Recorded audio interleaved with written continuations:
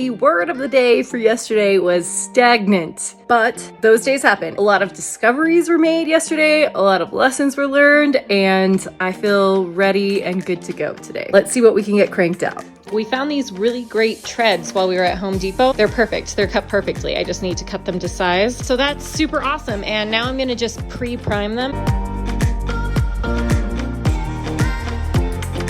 Primer is dry, and I actually decided that I'm gonna paint them this way because it's just really easy, and then I can just do the touch-ups later after the install. Did a little bit of a test run just with the primer. Essentially, this is what it should look like at some point. I forgot to fill in the knots before I did the primer, but it's okay. I will just do that now and sand down the specific spots and touch it up with some primer.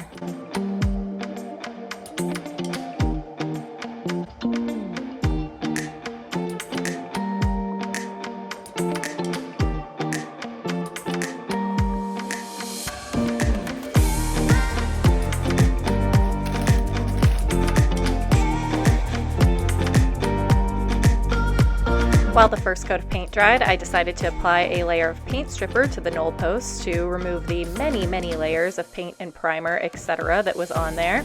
But ultimately, this decision would lead to my downfall. That video that I posted applying this paint stripper was actually from last week. I applied the paint stripper and then literally found out later that night that my grandpa had passed away. Ultimately ended up leaving it on there to dry. So now the paint stripper is on there, it's fully dry. I've tried applying additional layers, it's not really doing anything. If anybody has tips, how the heck do you get paint off that has dried paint stripper on it?